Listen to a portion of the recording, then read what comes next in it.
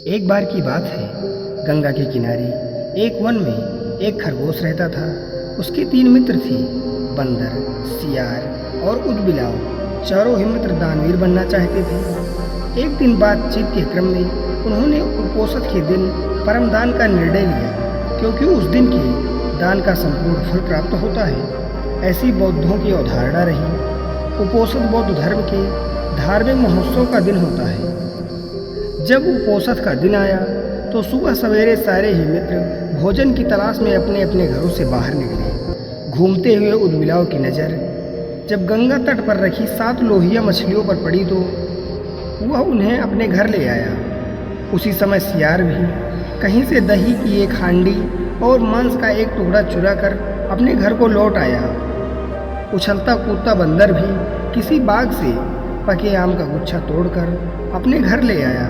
तीनों मित्र ने उन्हीं वस्तुओं को दान में देने का संकल्प लिया, किंतु उनका चौथा मित्र खरगोश तो कोई साधारण प्राणी नहीं था। उसने सोचा, यदि वह अपने भोजन अर्थात घास पात को किसी को दान में देगा तो दान पाने वाले को शायद ही कुछ लाभ होगा। अतः उसने उपोषण के अवसर पर याचक को परम संतुष्ट करने के उद्देश्य से स्वयं को ही दान में देने का निर्णय लिया। उसके स्वयं के त्याग का निर्णय संपूर्ण ब्रह्मांड को दोलायमान करने लगा और शक के आसन को भी तप्त करने लगा।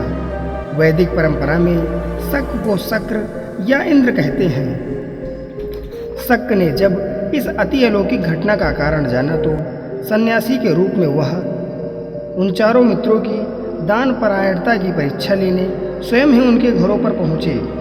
उदबिलाव, सियार और बंदर ने शक को अपने घरों में क्रमशः मछलियाँ, मांस और दही एवं पके आम के गुच्छे दान में देना चाहा, किंतु शक ने उनके द्वारा दी गई दान की वस्तुओं को ग्रहण नहीं किया। फिर वह खरगोश के पास पहुंचा और दान की याचना की।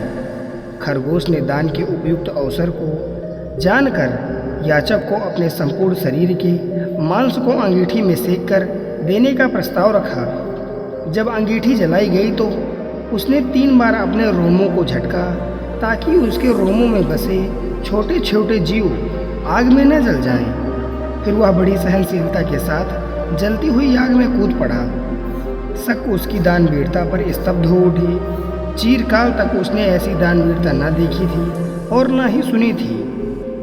परंतु आश्चर्य हुआ, आग ने खरगोश को नहीं जलाया, क्योंकि वह आग जादुई थी। शक के द्वारा किए गए इस परीक्षण का एक माया जाल था। सम्मोहित शक ने तब खरगोश का प्रशस्ति गान किया और चांद के ही एक पर्वत को अपने हाथों से मसल कर चांद पर खरगोश का निशान बना दिया और कहा, जब तक इस चांद पर खरगोश का निशान रहेगा तब तक हे खरगोश, जगत तुम्हारी दानवीरता की जय जयकार करेगा और जगत तुम्हें हमेशा के लिए याद रखेगा। तो इस प्रकार छोटे से जीव की उदारता ने शक अर्थात इंद्र का दिल जीत लिया।